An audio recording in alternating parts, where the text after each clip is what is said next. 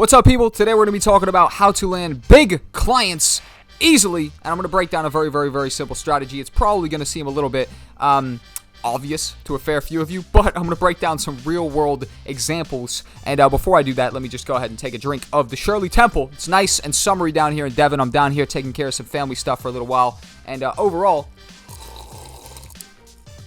we're going to be making some content. Finally, it's been a while. So, I'm going to break down how I got to film some of the biggest artists in the world through a very simple thing called networking. Some of my biggest jobs came from a special thing called networking. That is correct. Networking obviously seems like a little bit obvious, right? Overall, I'm sure you guys have all heard the saying that your net worth, your network is your net worth. And that's very true in terms of oftentimes it's not actually what you know, but who you know. Obviously, if you're terrible at your craft, I'm going to be referencing to my video career, right? When I was a videographer. If I was terrible at my craft, this wouldn't have worked. But if you're good at your craft and then you're good at networking, you're going to do a lot better than the guy who's phenomenal at his craft but bad at networking, right? At the end of the day, you do have to know stuff. You have to obviously be a character of of value, and you have to be able to bring something to the table. But as long as you have the skills and you have something to bring to the table, the next part that will influence your journey in a positive way and essentially just help you get places faster is, of course, who you know. But we're going to talk about combining these two, what you know and who you know, and I'm going to give a real-world example from myself. So let's go ahead and talk about it, right? Back when I first started freelancing, I was filming live events, loved filming live events. I've filmed to this day over 50 different nightclubs and venues, from the sweatiest little back alley basement venues to some of the most luxury nightclubs in the entire country where princes go to, and I ran into celebrities, all type of stuff. And essentially, I've seen a fair bit of it, right? Clubs, venues, parties, all that type of stuff. And I'm going to be talking about how I made a connection when I filmed my first ever London club. So I was, believe I was 18 or 19 at the time, and a brand called Divide, which were hosting house nights, right? So they'd book a venue, they'd book a club, and then they'd book a bunch of house DJs, and they'd put on this event, right? So they hosted an event, and they brought us up to London to film. Embarrassingly low fee that we charged for this. It was absolutely hilarious. Again, we're 18 or 19. Me and my business partner Noah at the time, we were running a company called TQ9 Media. TQ9 is the postcode of the town that we lived in down here in Devon. The town I'm actually back in right now, taking care of some family stuff.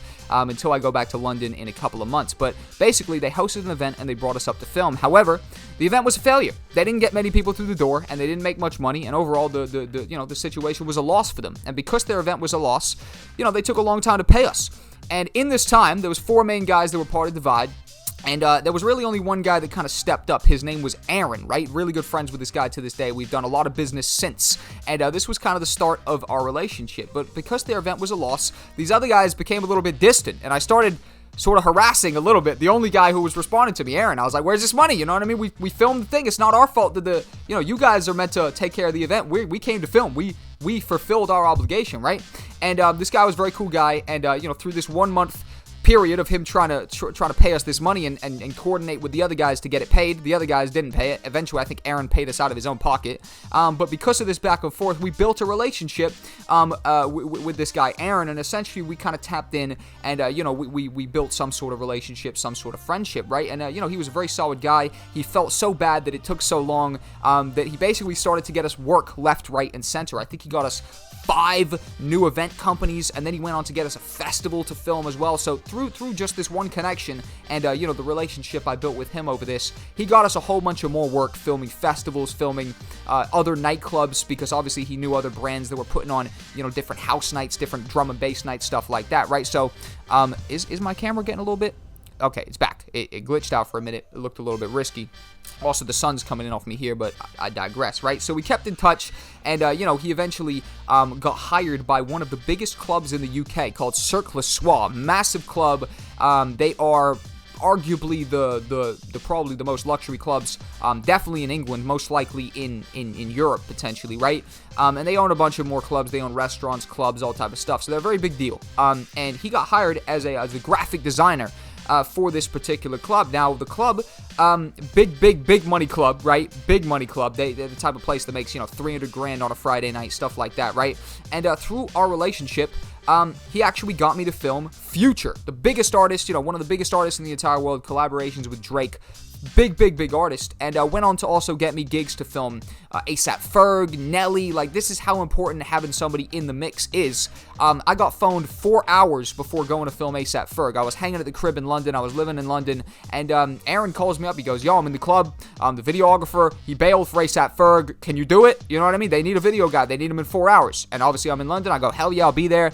Boom, because of that guy who was obviously sat in the office hearing the conversations that they were having, you know, oh, we don't have a videographer for tonight, we need, you know, whatever those conversations were, because of my relationship with that person, I was the guy who was called, I was the guy who was put in touch, and again, came down to film that club.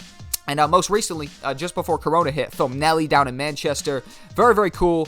And obviously, when you're at these big high-profile clubs, you're the guy with the camera. You can also leverage this situation to make other connections. And I made other connections through this, you know, that have gone on to bring other opportunities. And overall, that right there is just the power of, I guess, knowing people and being in the right place. But as well as getting me in with a bunch of high-profile clubs in London, he also got me in with, you know, not just Circle Squad, but other clubs. You know, I filmed at this point at 5 or 6 different really high-profile venues, you know, big luxury restaurants that, you know, the table costs £1,000, whatever the case may be. Other different clubs. I filmed the official mascot video for this new mascot that was being introduced to another club. And overall, that's the power of network, right? You know, your network is your net worth, and it plays out. So I think overall, how do you do the same?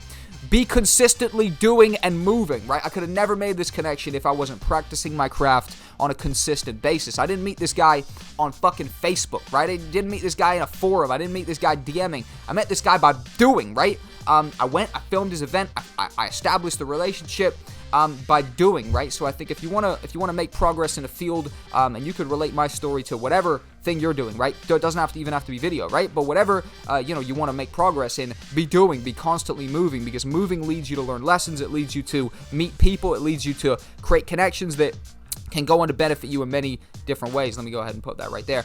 And overall, moving, right? So be moving forward. The only way I made the connection and countless other connections who have benefited me was because I was moving. I was in the game. I was practicing my craft, and I was moving forward, right? I was doing my craft every single week. I filmed in 2017, which was the height of my videography, live event videographer career. I filmed 30 different live events. There's only 52 weeks in a year. So I filmed over half of the weeks of that over half of the Saturdays in that entire year. I was in the club. I was filming back to back. I did a Friday and a Saturday sometimes, right? I did day parties on a Wednesday.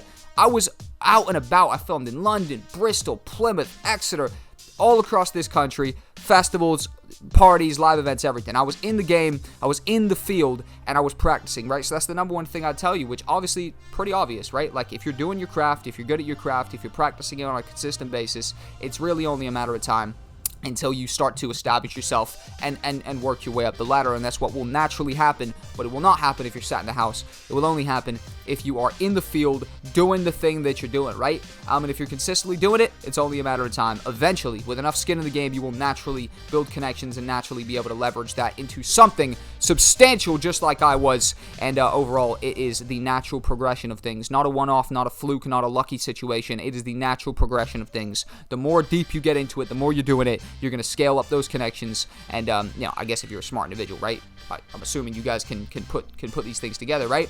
But the more skin you have in the game, you will be able to build something out of it, and you'll be able to scale it. And that right there is my spiel on how to land big clients easily, specifically referring to my freelance career and, you know, how I was able to film Future, AP FERG NELLY, 3 of the biggest artists in the entire world.